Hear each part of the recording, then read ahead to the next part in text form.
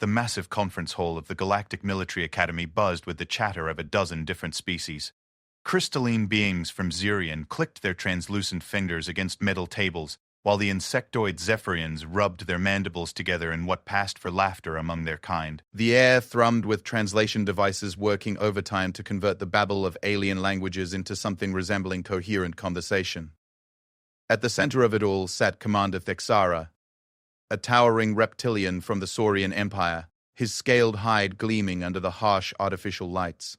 His yellow eyes swept across the gathered alien cadets with undisguised amusement as he prepared to deliver the Academy's traditional lecture on primitive warfare mythology among lesser species. "Today, young warriors," Thexara began, his voice carrying the authority of someone who had commanded fleets in 3 major galactic conflicts. "We examine the quaint fairy tales of species who have yet to fully mature into proper civilization. Specifically, we shall discuss the humans and their amusing collection of warrior myths."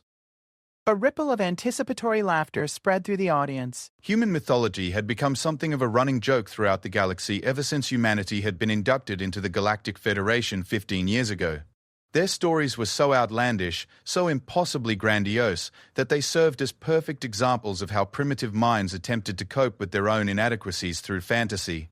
"The humans," Thexara continued, calling up a holographic display that showed various human mythological figures, claim their ancestors once walked alongside beings of godlike power. They speak of individuals who could split mountains with their bare hands, part entire oceans, and command the very elements themselves. They tell tales of warriors who could destroy armies single-handedly, of beings who could fly without technology, and of individuals who possessed what they call divine strength. The laughter grew louder. A female Andromedian cadet, her blue skin shimmering with bioluminescent patterns that indicated her mirth, raised one of her forearms. "Commander, surely even the humans don't actually believe these stories? They must understand they're just primitive attempts to explain natural phenomena they couldn't comprehend." "That's precisely what makes it so fascinating, Cadet Velathi," Thexara replied with a grin that revealed rows of razor-sharp teeth. "Many of them actually do believe these stories have some basis in historical fact. They've built entire religions around these impossible beings. They call them gods, demigods, titans, and heroes. But the common thread is always the same: impossibly powerful entities who shaped their world before mysteriously disappearing." He gestured to the hologram, which now showed images of human religious art depicting various deities and legendary figures. "Look at these representations. Zeus, hurling lightning bolts, clearly their attempt to personify electrical storms. Thor, wielding a hammer that could level mountains, an obvious metaphor for seismic activity. Hercules, performing impossible feats of strength, the classic power fantasy of a physically inferior species." The audience was eating it up. Even the normally stoic, crystalline students were vibrating with frequencies that indicated amusement. This was exactly the kind of content that made these mythology lectures so popular. A chance to feel superior to the primitive newcomers who had somehow stumbled their way into galactic civilization. But perhaps the most amusing aspect, Thexara continued, warming to his theme, is how these myths have influenced human military culture. They actually name their military units after these fictional beings. They have divisions called Spartans after warriors they claim could hold off entire armies. They name their weapons after mythological figures. They even, he paused for dramatic effect, have military medals depicting these imaginary gods. The laughter reached its peak. Several students were now openly howling with mirth, their various species expressions of hilarity creating a cacophony of alien amusement. "The psychological implications are clear," Thexara said, waiting for the noise to die down. "Humans compensate for their relatively weak physical capabilities and late arrival to galactic civilization by creating elaborate fantasies about their past. They cannot accept that they are simply another ordinary species among many, so they invent stories about descended from beings of incredible power." A Zephyrian cadet clicked his mandibles thoughtfully. "Commander, have any humans ever challenged these interpretations of their mythology?" "Occasionally," Thexara replied with a dismissive wave. "But when pressed for evidence, they inevitably fall back on vague references to lost knowledge or ancient secrets." Classic conspiracy thinking. The few human military advisors we have here at the Academy have learned to simply remain silent when their mythology comes up in academic discussion. They understand how embarrassing it must be to have such primitive origins. Unknown to Thexara and his entertained audience, there was indeed a human in the Academy that day. General Marcus Chen, Earth's highest-ranking military advisor to the Galactic Federation, stood in the observation deck above the lecture hall, his weathered face impassive as he listened to the mockery below. At 65 years old, Chen had seen more combat than most species saw in their entire evolutionary history. He was the human military hero whose tactical genius had saved 3 different star systems from annihilation, whose strategic innovations had been adopted by every major military force in the galaxy. He was also the last person who remembered the truth. Chen's fingers absently traced the ancient metal hanging around his neck, a simple bronze disc that every alien scholar assumed was just another example of human mythological symbolism. They couldn't read the inscription written in a language that predated the formation of the galaxy itself, couldn't recognize the metal that didn't exist anywhere in known space, and certainly couldn't detect the barely contained energy that hummed within its crystalline core. As Thexara continued his lecture, moving on to mock specific human mythological figures, Chen made a decision that would change the course of galactic history. He reached into his jacket pocket and activated a small communication device that hadn't been used in over 3,000 years. The signal that emerged from the device was unlike anything modern technology could produce. It bypassed every known form of shielding, traveled instantaneously across impossible distances, and carried with it a resonance that touched dimensions beyond normal space-time. It was a call that had been used only 12 times in human history and never in the presence of alien observers. It was a call for help. Somewhere in the space between stars, something ancient stirred, something that had been sleeping for millennia, waiting for the day when humanity might need protection once again. Something that the galaxy had relegated to the realm of myth and legend. Back in the lecture hall, Thexara was now showing holographic representations of human religious art, pointing out the obvious impossibilities depicted in ancient paintings and sculptures. Notice how these humans consistently portray their mythological figures as possessing abilities that violate every known law of physics, he said, highlighting an image of what appeared to be a human figure splitting a massive rock with his bare hands. The energy requirements alone would be, he began, but stopped mid-sentence as every piece of technology in the room suddenly fell silent. The translation devices shut off.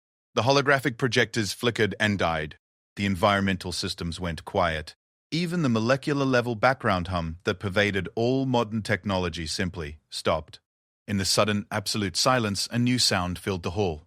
It was barely audible at first, like a whisper carried on stellar wind, but it grew stronger, more distinct, until every being in the room could hear it clearly despite the absence of any technological amplification.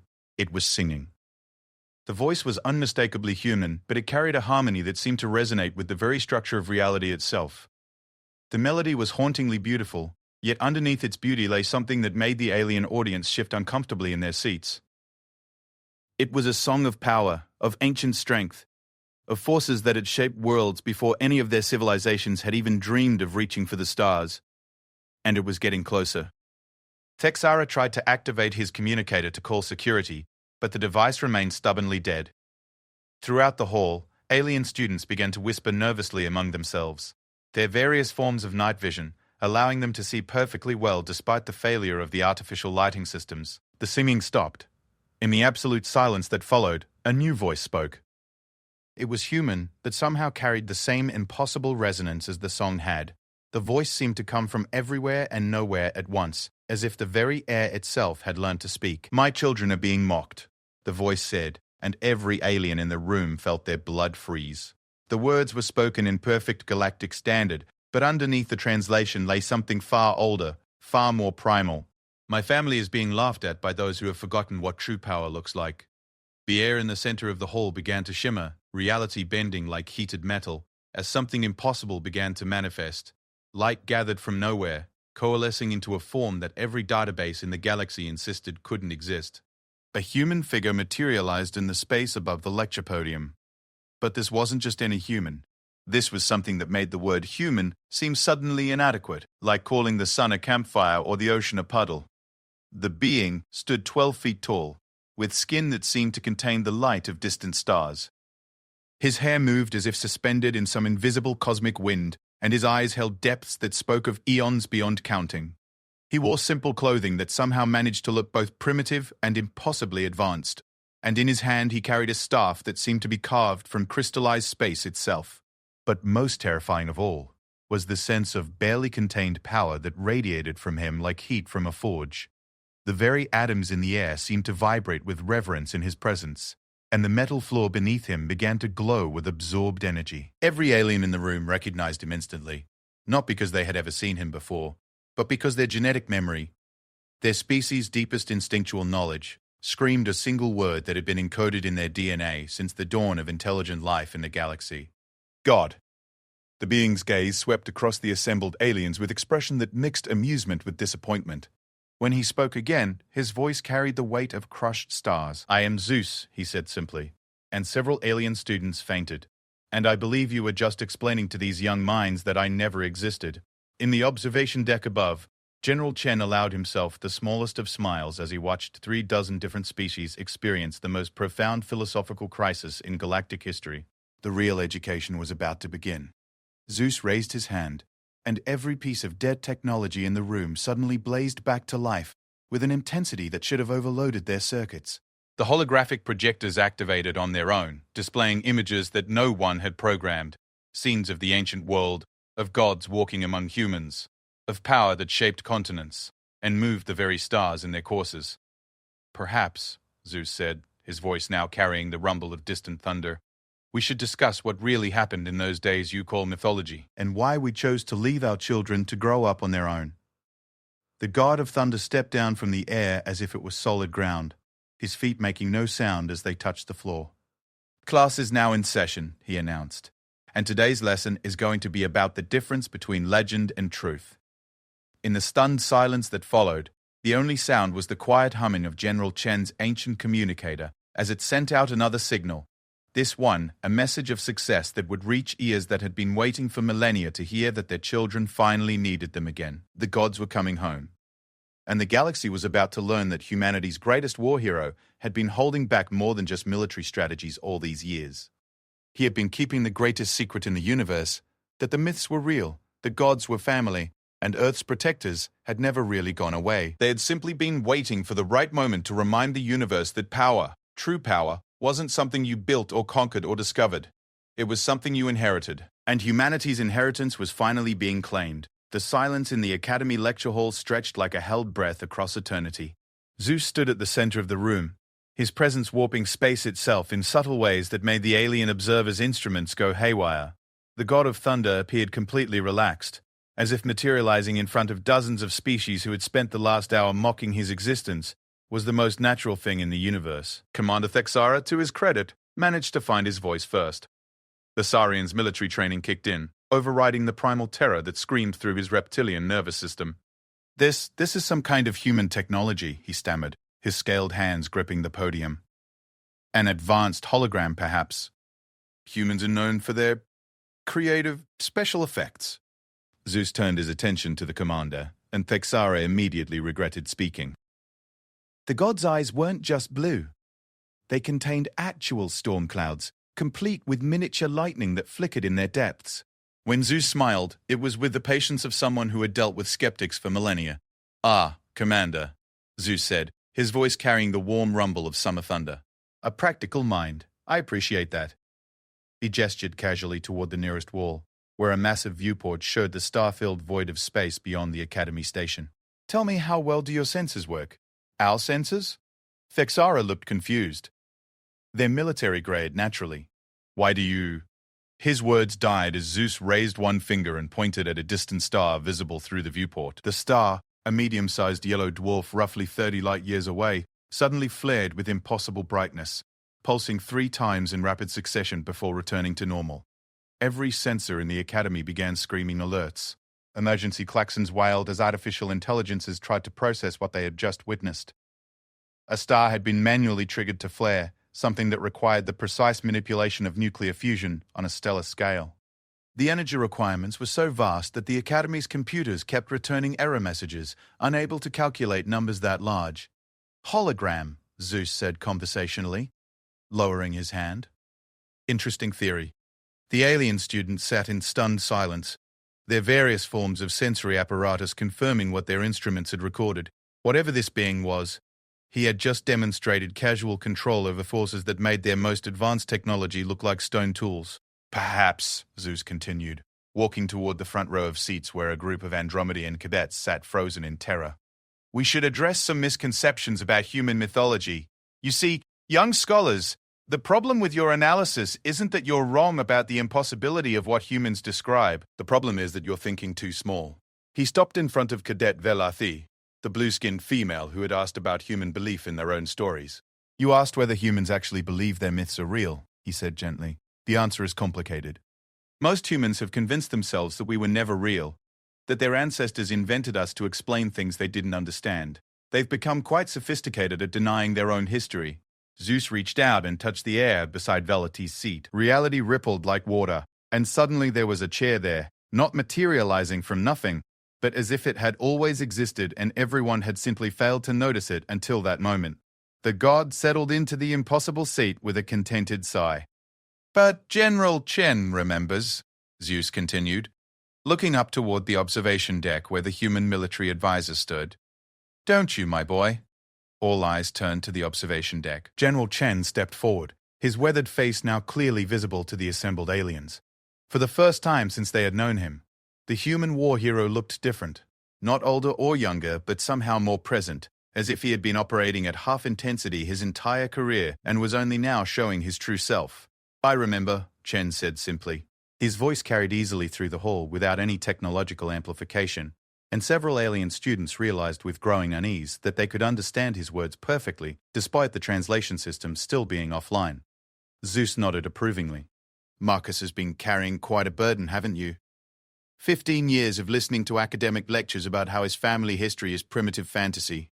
15 years of being humanity's representative to a galaxy that thinks his ancestors were delusional children playing with imaginary friends. The god stood up from his impossible chair and began walking through the air, as if it were solid ground, climbing toward the observation deck. But Marcus knows the truth.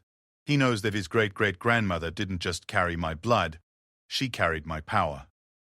He knows that the metal around his neck isn't a symbolic representation of mythological nonsense. It's a weapon capable of cracking planets. A collective gasp rippled through the alien audience. General Chen had worn that bronze medallion for as long as any of them had known him. They had all assumed it was some kind of human cultural artifact, perhaps a family heirloom or military decoration. The idea that it might be anything more had never occurred to them. Marcus, Zeus said, reaching the observation deck and placing a hand on the human general's shoulder, why don't you tell them about the Battle of Kepler?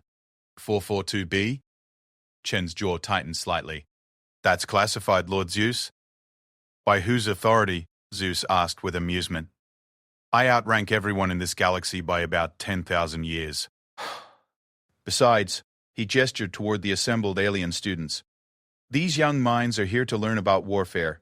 What better education could we provide than a practical demonstration of what human mythology looks like in actual combat?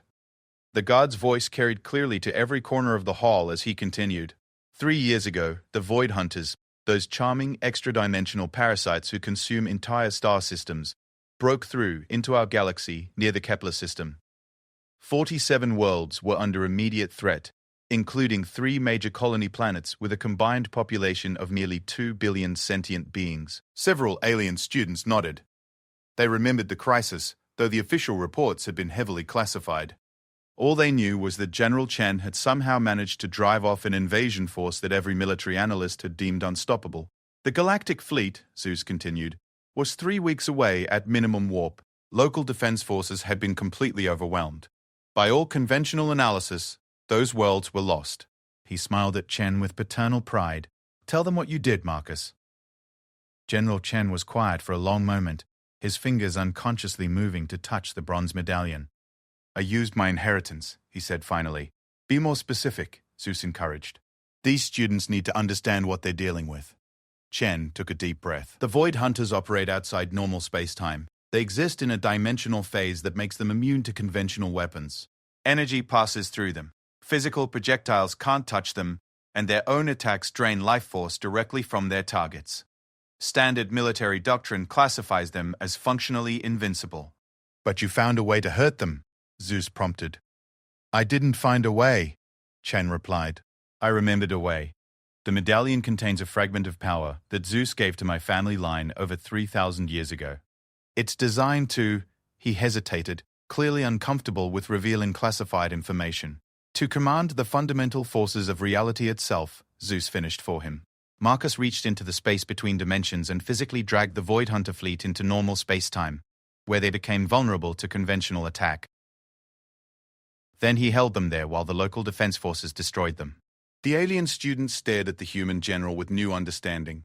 The Battle of Kepler 442b had been studied in military academies across the galaxy as an example of impossible tactical genius. No one had been able to explain how Chen had managed to make an invincible enemy suddenly vulnerable to attack. Now they knew it hadn't been tactics. It had been magic. But that's not the interesting part, Zeus continued conversationally. The interesting part is what happened afterward. Marcus submitted a completely fabricated report claiming that he had discovered a new type of quantum resonance weapon that could phase-shift extra-dimensional entities. He spent 6 months working with galactic military research to reverse-engineer his own divine inheritance, helping them build crude technological approximations of abilities he had inherited from the gods. Zeus walked back down through the air to the main floor, his expression growing more serious. Do you know why he did that? Why humanity's greatest military asset chose to hide the true source of his power? The hall remained silent.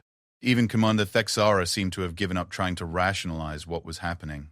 Because, Zeus said, his voice now carrying the weight of cosmic authority, humans understand something that the rest of the galaxy has forgotten. Power without responsibility is destruction. Strength without wisdom is chaos. Ha.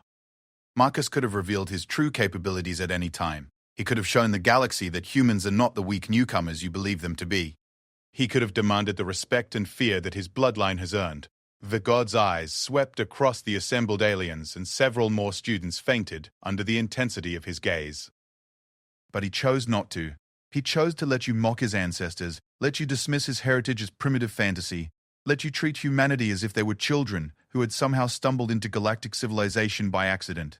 And do you know why? Zeus raised his hand, and the holographic projectors throughout the hall activated on their own, displaying images that no terrestrial database contained. Scenes of ancient Earth, of gods walking among humans, of power that could reshape continents and redirect the courses of rivers.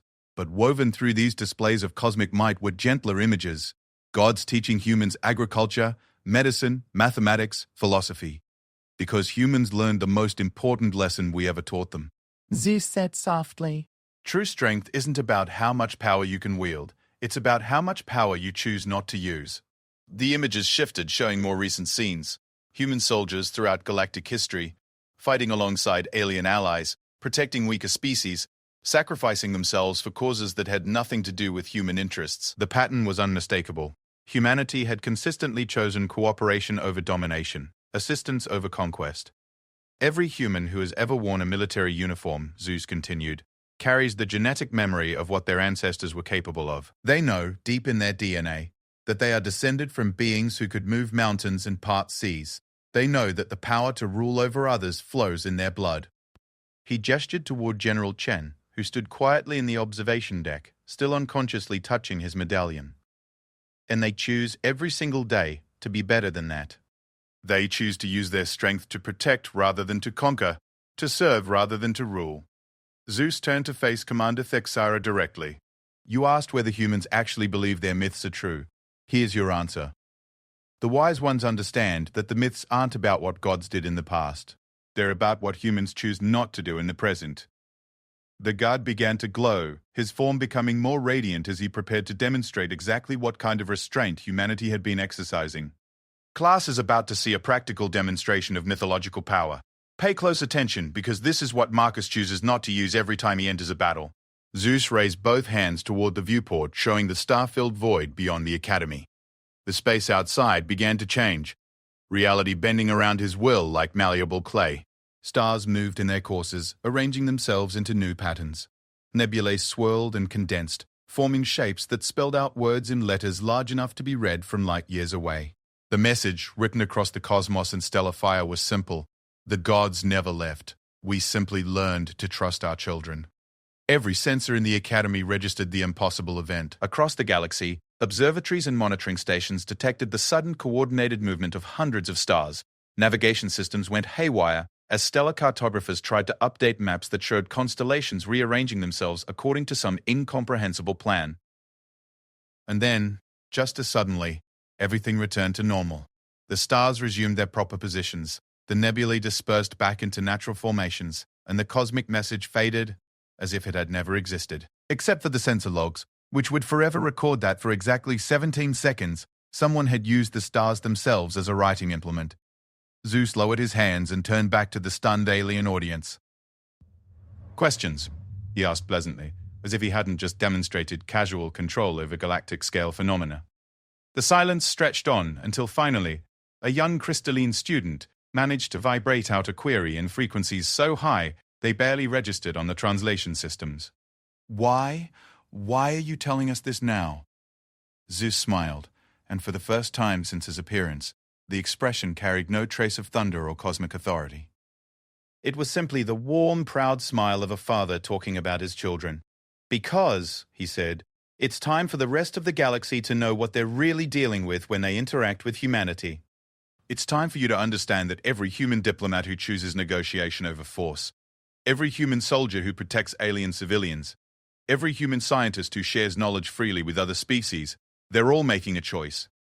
The god's voice grew serious again. "And because there's a war coming. A real war, against enemies that make the Void Hunters look like insects. When that war arrives, the galaxy is going to need humanity to stop holding back." He gestured toward General Chen one final time. "Marcus has been preparing for this day his entire career. He's been learning how to command not just human forces, but the combined military might of every species in the galaxy. And when the time comes, he's going to need them to trust him completely."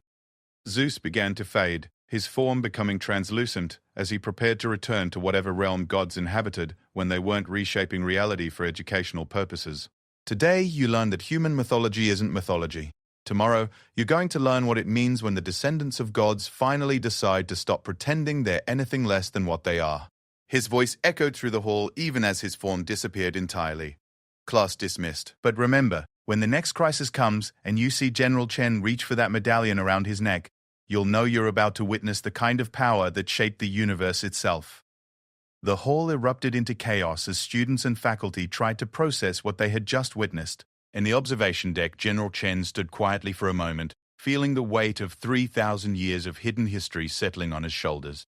The secret was out. The galaxy now knew what humanity really was, and somewhere in the dark space between stars, ancient enemies stirred at the detection of familiar power signatures, realizing that their old adversaries had found a way to continue their bloodline. The real war was about to begin. 3 days after Zeus's revelation at the Galactic Military Academy, the galaxy was still reeling from the implications. Emergency sessions had been called in the Galactic Senate, theological scholars were having complete nervous breakdowns, and every major news network was struggling to find experts who could explain how their fundamental understanding of reality had just been turned upside down. General Marcus Chen stood in the command center of the Federation flagship Prometheus, watching real-time feeds from observation posts across known space. The data streaming across the holographic displays would have been incomprehensible to most observers, but Chen understood exactly what he was seeing. The ancient enemy was stirring. "Sir," called Commander Sarah Walsh, "Chen's human aide-de-camp, we're receiving reports from the Outer Rim monitoring stations. Deep space sensors are detecting massive energy signatures moving in from the void between galaxies." Chen nodded grimly. He had been expecting this. Zeus's dramatic appearance hadn't just been about education. It had been a declaration of war, and their enemies had heard it loud and clear. "How long since the first detection?" he asked. 6 hours ago, Walsh replied, her voice tight with concern. "But sir, the signatures, they don't match anything in our databases. The energy readings are off the charts, and the movement patterns suggest vessels larger than anything we've ever encountered." "They're not vessels," Chen said quietly, his fingers unconsciously moving to touch the bronze medallion beneath his uniform. "There's something much worse." The command center's main display suddenly flared to life with an incoming priority transmission. The image that appeared made every alien officer present take an involuntary step backward. It was Thexara, the Saurian commander from the Academy, but he looked like he had aged a decade in 3 days. His usually pristine military bearing was gone, replaced by barely controlled panic. "General Chen," Thexara said without preamble, "we need to talk. Immediately. And we need to talk somewhere that no one else can hear us." Chen studied the alien commander for a moment, noting the fear in his reptilian features. "Commander, you're speaking on an open channel to the Federation flagship. If you have something to say, not here." Texara interrupted, his voice cracking slightly. "Please, General, You know what I saw 3 days ago? You know what your ancestor told us? There's something else, something that wasn't in any of our historical records. Something that Zeus didn't mention. Chen felt a chill run down his spine. In all his years of carrying divine blood, he had learned to trust his instincts when they warned him of danger. Right now, every supernatural sense he possessed was screaming. "Beaming you aboard," he said simply. Moments later, Thexara materialized in the Prometheus's secure briefing room, accompanied by two other figures that made Chen's breath catch in his throat. One was Velati, the Andromedian cadet who had asked Zeus about human belief in their own myths. The other was an elderly crystalline being whose translucent form pulsed with patterns that Chen recognized as indicating extreme agitation. "General," Thexara began immediately, "this is Elder Kethvar of the Crystalline Archives. He's the oldest living being in the galaxy, and he remembers things that our official histories have forgotten." The crystalline elder stepped forward, his ancient form resonating with harmonics that spoke of eons beyond counting. When he spoke, his voice carried the weight of cosmic memory. "Young god blood," Kethvar said, addressing Chen with a title that made the human general's eyes narrow. "I was there when your ancestors first walked among the stars. I witnessed the great war that your people call mythology, and I know why the gods really left." Chen felt the medallion against his chest grow warm, responding to the presence of someone whose memories stretched back to the age of legends. "Go on." "The enemy you faced back then," Kethvar continued, "was not defeated. They were not destroyed. They were contained, locked away in a dimensional prison that your ancestors built using power that required the willing sacrifice of half the pantheon." The crystalline being's form darkened, his internal light dimming with remembered trauma. The gods didn't leave because they trusted humanity to grow up on its own. They left because most of them died creating the barriers that keep the primordials locked away from reality. Chen felt the blood drain from his face. "Primordials? The first enemies," Velathi said softly, her blue skin pale with fear.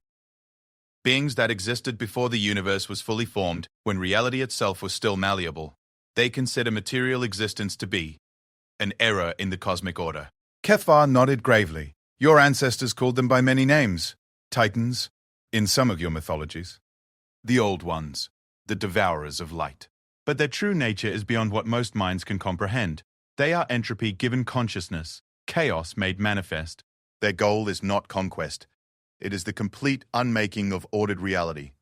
And they're coming back," Thexara added, his voice barely above a whisper.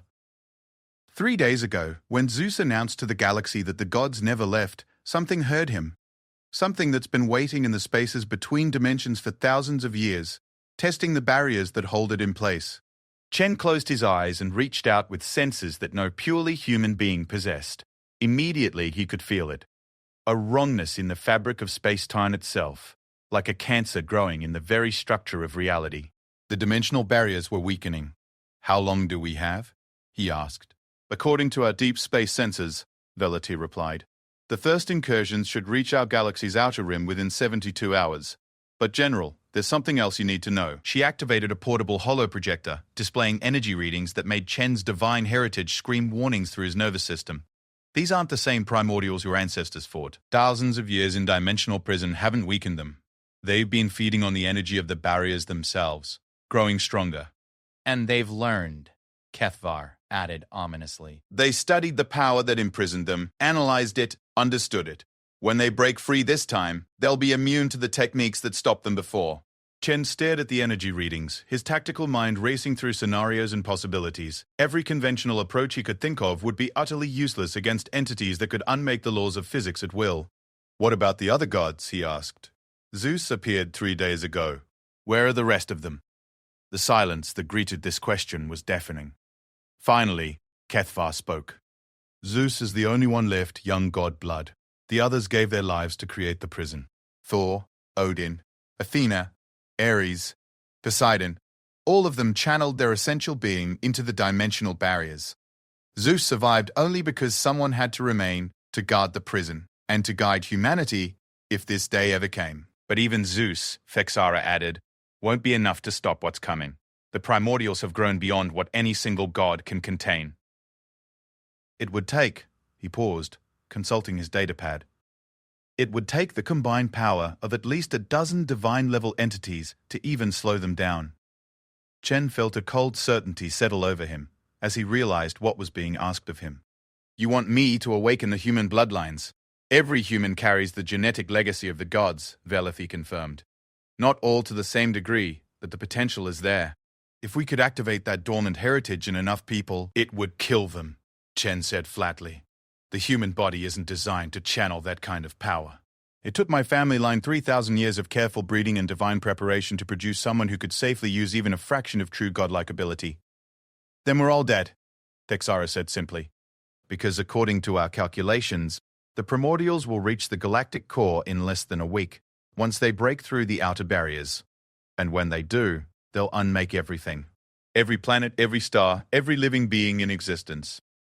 The briefing room fell silent as the magnitude of their situation sank in.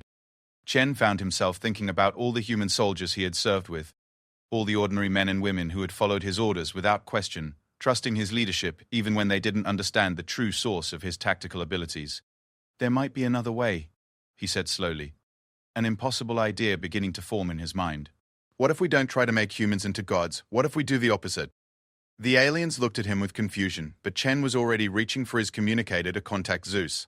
What if instead of elevating humanity to divine levels of power, we find a way to give divine power human limitations? I don't understand, Velethi said. Humanity's greatest strength has never been individual power. Chen explained as his communicator connected to frequencies that existed outside normal space-time. It's cooperation, teamwork. The ability to work together toward a common goal even when the individuals involved are relatively weak. Zeus's voice emerged from the communicator with the sound of distant thunder. Marcus, my boy, I've been expecting your call. The barriers are weakening faster than we hoped, aren't they? Father, Chen said, using the formal address for the first time since he was a child, I need to ask you something that's going to sound insane. In my experience, Zeus replied with amusement that didn't quite hide his underlying concern, the insane plans are usually the ones that work. What did you have in mind? Chen took a deep breath. I want you to teach me how to die.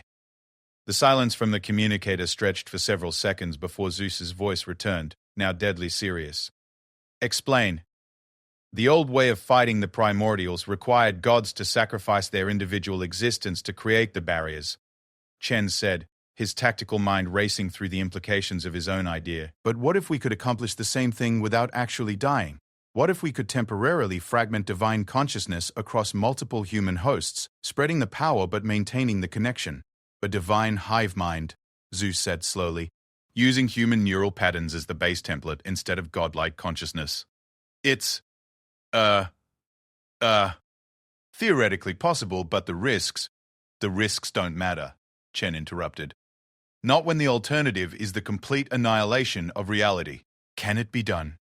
Yes, Zeus replied after a moment, but it would require every human in the galaxy to participate. We would need to create a temporary neural network spanning thousands of worlds, with you as the central node. The strain on your consciousness would be, would it work? Chen asked bluntly. It might, Zeus admitted. 1 million human minds working in perfect synchronization, each carrying a fragment of divine power, coordinating their efforts through your inherited abilities. Yes, it might actually be enough to stop the primordials permanently. Chen looked around the briefing room at the alien faces watching him with growing hope. Then we do it. Marcus. Zeus's voice carried a note of paternal concern. You understand what this means? You would become the focal point for the combined consciousness of every human alive. The psychic pressure alone could destroy your mind completely. Then I'd better make sure I have good friends watching my back, Chen replied, glancing at the alien allies who had brought him this warning. How long do I have to prepare? The barriers will fall in 60 hours, Kethvar said, consulting his readings. After that, the first primordial scouts will enter our reality. Chen nodded and activated his command communicator. Commander Walsh, I need you to put me in contact with every human military unit in the galaxy. Priority 1 authorization. Sir? Walsh's voice carried confusion and concern. We're about to ask humanity to trust us with something that's never been attempted in the history of the universe, Chen said. And we have less than 3 days to explain why it's necessary. He looked at Zeus's image on the communicator screen. Father, I'm going to need you to appear on every human world simultaneously. We need to tell them the truth about what they are, what they're capable of, and what we're asking them to do. The truth, Zeus mused. Yes, I suppose it's time for that. Very well, my boy. Let's see if your species is ready to discover what they really inherited from us. As Chen began issuing orders for the largest military mobilization in galactic history, he felt the weight of his divine heritage settling fully onto his shoulders for the first time. In 3 days, humanity would either save the universe or watch it die. And it would all depend on whether ordinary humans could learn to work together as a single godlike entity while maintaining their essential humanity. The real test was about to begin. The image of Zeus appearing simultaneously on every human world had been magnificent and terrifying in equal measure. General Chen watched the feeds from colonies across the galaxy as billions of humans looked up to see the god of thunder materializing in their skies, his voice carrying across continents without any technological amplification. The explanation had taken 6 hours. Zeus had told them everything: the true nature of their heritage, the ancient war, the sacrifice of the gods, and the coming threat of the primordials. He had been honest about what they were asking of humanity: to join their minds in an unprecedented neural network that would allow them to wield collective divine power. He had also been honest about the risks. Now, 18 hours later, Chen stood in the command center of the Prometheus, watching the most impossible sight in galactic history unfold on his screens. Across thousands of worlds, in cities and colonies spanning the entire galaxy, humans were volunteering. Not just volunteering, rushing to volunteer. "Sir," Commander Walsh reported, her voice filled with awe, "we're receiving confirmation from the last of the outer colonies. 97% participation rate. That's over 8 billion people, General." Chen felt the bronze medallion against his chest pulse with warmth. Through his inherited divine senses, he could already feel the presence of every volunteering human as a distant but growing connection. 8 billion minds ready to link together in defense of reality itself. "What about the 3% who declined?" he asked. "Mostly children under 12 and adults with severe medical conditions," Walsh replied. "Though, interestingly, we have had several 10 and 11-year-olds insisting they want to participate, despite their parents' objections."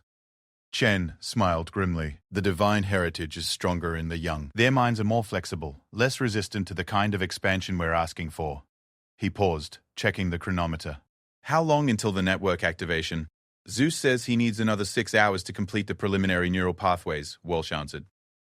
"But, General, we have another problem." The main display shifted to show deep space sensor readings from the galactic rim. The energy signatures had grown exponentially stronger in the last 12 hours, and now they were clearly visible as massive shapes moving through the void between galaxies. "The primordials are ahead of schedule," Chen observed. "How much ahead?" "By our calculations, the first scouts will reach the dimensional barrier in approximately 4 hours, Walsh said. "That's 2 hours before we're ready." Chen felt a chill of divine intuition run through him. It's not a coincidence. They can sense what we're repairing. They're accelerating their approach to stop us before we can link. "Can Zeus speed up the process?" Walsh asked. Before Chen could answer, the familiar rumble of thunder filled the command center, and Zeus materialized beside the main tactical display. The god looked strained, his usual overwhelming presence noticeably diminished. Creating neural pathways across the minds of 8 billion humans was apparently exhausting even for a divine being. "I heard the question," Zeus said without preamble. "The answer is no. The preliminary neural framework requires precise calibration to prevent massive brain hemorrhaging across the human population. Rush it and we'll kill millions of people before the network even activates. And if we don't rush it, the primordials will break through and kill everyone anyway." Chen replied. "Options, Father?" Zeus's storm-cloud eyes flickered with thought. "There is one possibility. We could activate the network partially with just a fraction of the intended participants. It wouldn't give us the full power we need to stop the primordials permanently. But it might be enough to reinforce the dimensional barriers and buy us time to complete the full activation." "How many people?" Chen asked. "Maybe 50 million, Zeus said. "The strongest bloodlines, the ones most likely to survive the initial neural stress." Chen considered this for a moment, running tactical scenarios through his enhanced mind. "That's not enough to stop them if they break through in force." "No," Zeus agreed.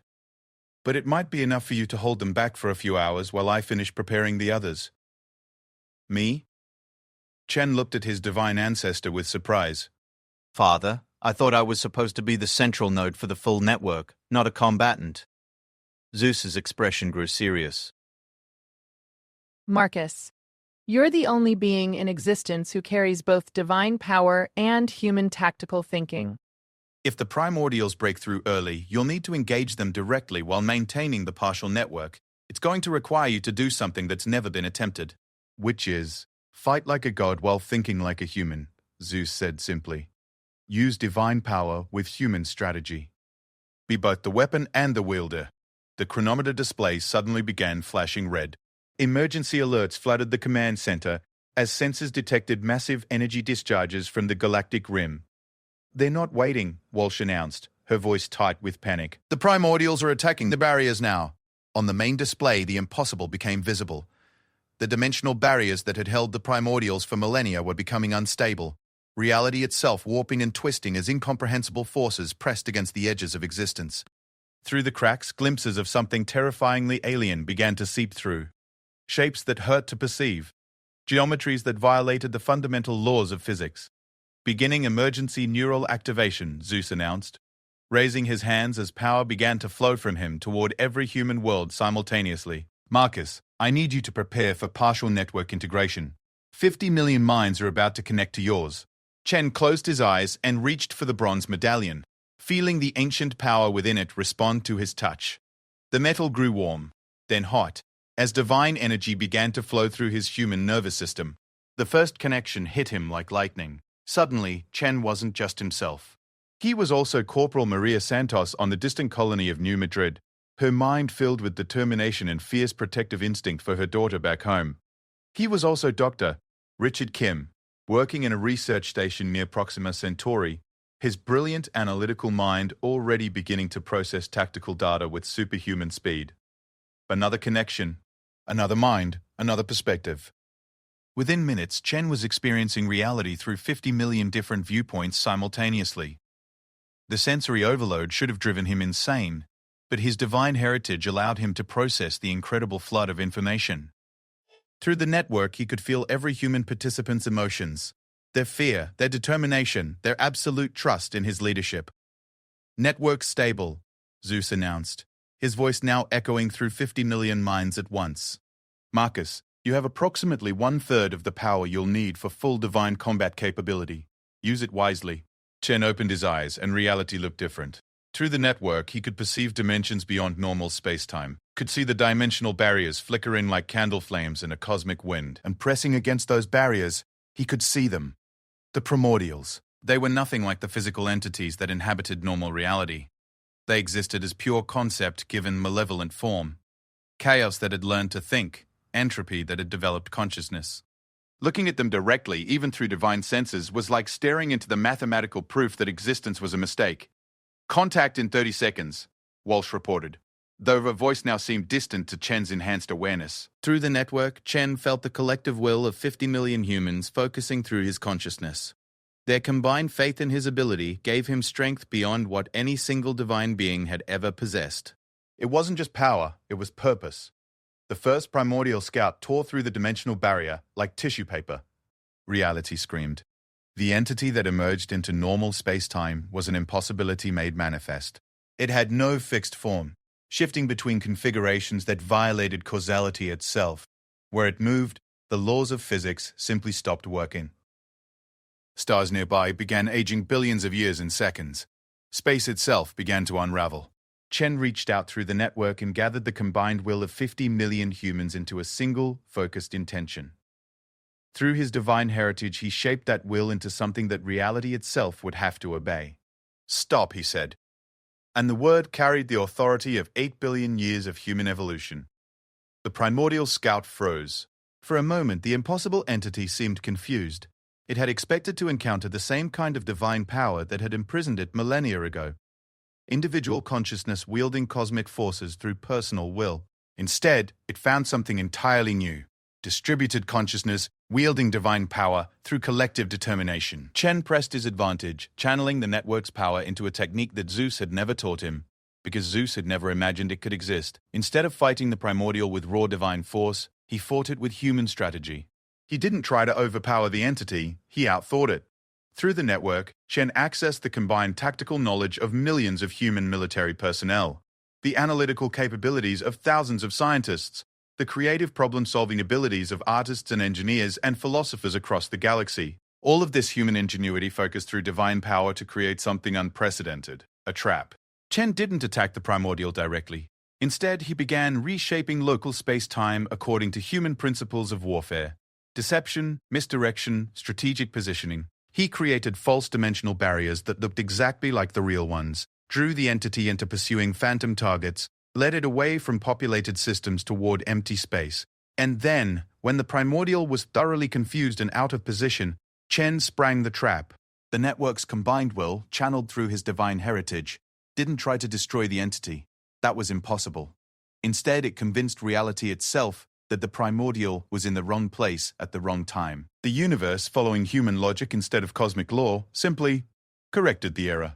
The primordial scout winked out of existence, not destroyed but relocated to a pocket dimension that Chen and the network created specifically to contain it. Impossible, Zeus breathed. His divine senses tracking what Chen had just accomplished.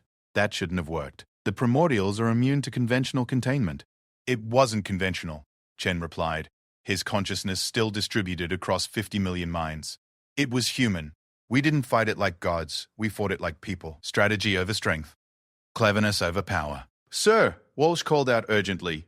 Sensors are detecting massive movement from beyond the barriers. It looks like... Oh, gods. It looks like the main primordial force is mobilizing. Through his enhanced awareness, Chen could perceive them. Dozens of the impossible entities, each one exponentially more powerful than the scout he had just defeated. They had learned from their scout's encounter, and they were adapting. Zeus, Chen said, his voice carrying through both normal space and the divine realm. I need the full network. Now. It's not ready, Zeus replied. I need at least another hour to... We don't have another hour, Chen interrupted. They're coming. All of them. And they know what to expect now. Zeus looked at the tactical displays showing the approaching primordial force, then at Chen, who was maintaining perfect mental coherence, despite having 50 million minds connected to his consciousness. After a moment, the god nodded grimly. Full neural activation, Zeus announced to the galaxy. All participating humans prepare for network integration. This is going to hurt. 8 billion minds suddenly connected to General Marcus Chen. The universe would never be the same. The moment 8 billion human minds connected to General Marcus Chen's consciousness, reality itself seemed to take notice. Chen felt his awareness explode beyond anything that should have been possible to contain within a single human brain. He was simultaneously a grandmother on Earth watching her garden bloom, a miner in the asteroid belt calculating ore yields, a child on a distant colony world dreaming of flying among the stars, and a billion other perspectives experiencing life across the galaxy. But instead of madness, Chen found clarity. Through the network, humanity's greatest gift revealed itself. Not individual power, but collective wisdom. Every human connected to the network retained their individual consciousness while contributing their unique perspective to a shared understanding that transcended anything any single mind could achieve. Network stable, Zeus announced, his voice now carrying with awe. Marcus, the power readings. This is beyond anything we calculated. You're not just channeling divine energy through human minds. You're creating something entirely new. Through his expanded awareness, Chen could perceive the approaching primordial force with perfect clarity. 63 entities of pure chaos, each one capable of unmaking entire star systems. They moved through the spaces between dimensions like a plague of uncreation, their very presence causing reality to decay around them. But for the first time in his life, Chen wasn't afraid. I can see them, he said, his voice now carrying harmonics that resonated through both normal space and the quantum foam underlying reality itself. I can see what they really are. The primordials weren't just ancient enemies or cosmic forces of destruction. They were the universe's immune system gone wrong.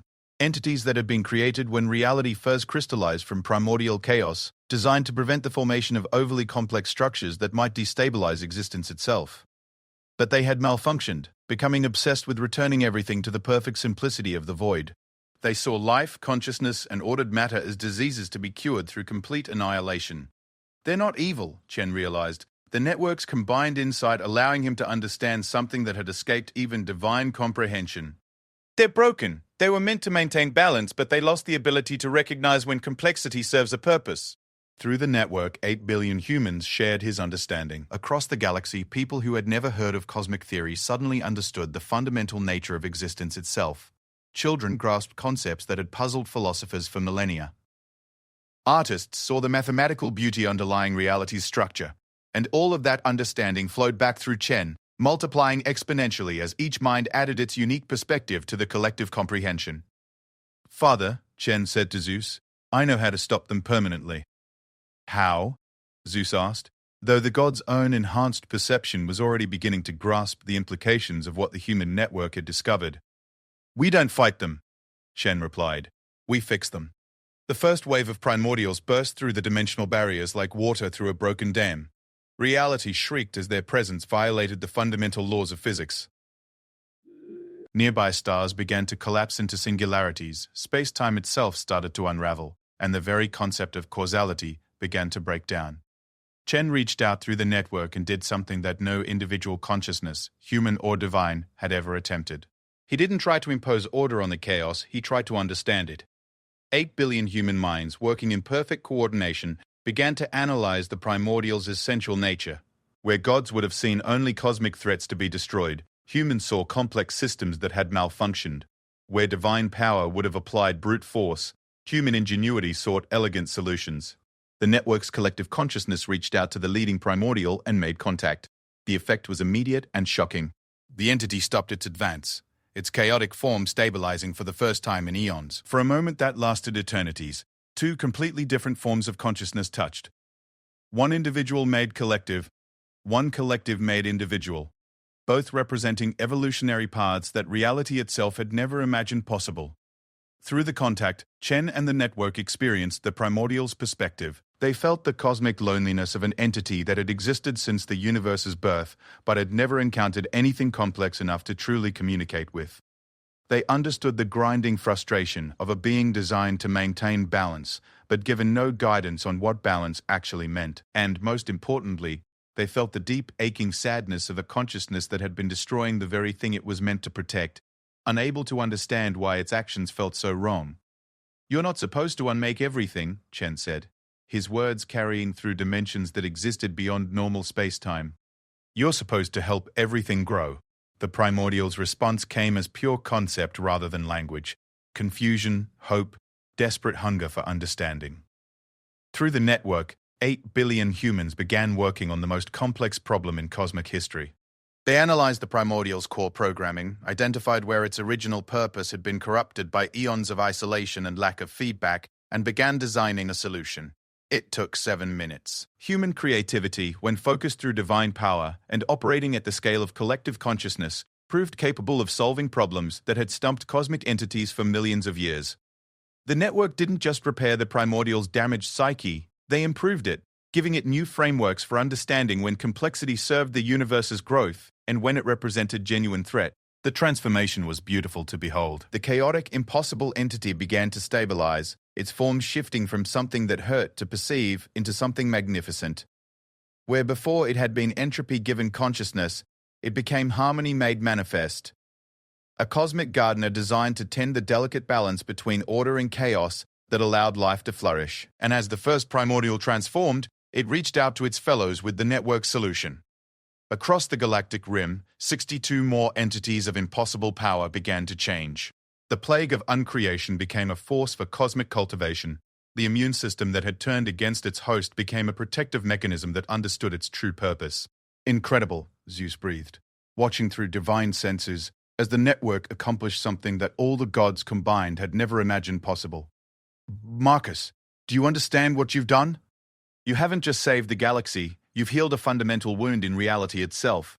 Chen, still connected to 8 billion minds, felt their collective satisfaction at a job well done. But through the network, he also sensed something else. The awareness that their work was just beginning. The primordials were just the symptom, he realized. There are other broken systems out there, other cosmic mechanisms that have malfunctioned over the eons. The universe needs maintenance. Zeus smiled with paternal pride as he understood what his descendant was proposing. A cosmic repair service staffed by humans working in network consciousness? Why not? Chen replied, the network's collective confidence backing up his words. We've proven that human creativity combined with divine power can solve problems that pure force never could. And we've proven that working together, we can handle scale that individual consciousness can't comprehend. Through the network, 8 billion humans began to contemplate their new role in cosmic history. They had started the day as ordinary people living ordinary lives. They were ending it as part of something unprecedented, a collective consciousness capable of healing the universe itself. There's just one question, Zeus said, his expression growing serious. Can you maintain the network permanently? The strain on your individual consciousness. Chen considered this, feeling through his connections the subtle feedback from billions of linked minds. The surprising answer was that the network actually made him stronger, not weaker. Instead of bearing the burden of cosmic responsibility alone, he was sharing it with every human alive. We can handle it, he said with absolute confidence. In fact, I think this is what we were always meant to become. Not gods ruling over others, but people working together to make existence better for everyone. The network began to pulse with new purpose as humans across the galaxy started planning their next projects. Broken star systems that needed repair, cosmic phenomena that required investigation, ancient mysteries that demanded human insight and creativity to solve. 6 months later, Commander Thexara stood once again in a lecture hall at the Galactic Military Academy. But this time, he wasn't teaching about primitive human mythology. He was introducing the Academy's new curriculum on applied cosmic engineering, taught by specialists from the Human Collective Network. Today, he announced to his alien students, we begin our study of how 8 billion minds working in harmony accomplished what gods, cosmic entities, and advanced civilizations had never managed. We'll examine the theoretical frameworks that allowed consciousness to be distributed across galactic distances, the practical applications of collective creativity, and the philosophical implications of a species that chose cooperation over individual apotheosis. He paused, remembering his own transformation from someone who had mocked human myths to someone who had witnessed their ultimate truth. But most importantly, he continued, we'll discuss how humanity proved that the greatest power in the universe isn't the ability to dominate others. It's the willingness to help them become better than they ever imagined possible. In the observation deck above, General Chen, now formally known as the Network Prime Node, smiled as he watched the next generation of galactic citizens learning from humanity's example. Through his connections, he could feel millions of humans across the galaxy engaging in similar teaching, sharing their unique perspective on cooperation and collective problem-solving. The gods had once walked among humans to teach them wisdom. Now humans walked among the galaxy to teach others what they had learned. That true strength came not from power held individually, but from responsibility shared collectively. And in the spaces between stars, the restored primordials continued their new work, carefully tending the cosmic garden of reality, while learning new lessons about balance and growth from the species that had taught them to see beauty in complexity. The age of mythology was over. The age of collaborative divinity had begun. And the universe, for the first time in its history, had gardeners who understood that the point wasn't to impose perfect order. It was to help everything grow into whatever it was meant to become. The human network pulsed with quiet satisfaction. 8 billion minds working together to solve the next cosmic challenge. Above them all, Zeus watched with paternal pride as his children exceeded every expectation he had ever held for them. They had become something unprecedented in cosmic history. Gods who remained human, powerful beings who never forgot that their greatest strength lay not in what they could do alone, but in what they could accomplish together. The laughter had indeed stopped, but it had been replaced by something infinitely better. The sound of an entire galaxy learning to work together, guided by the species that had shown them that true divinity wasn't about transcending one's origins. It was about helping everyone else transcend theirs.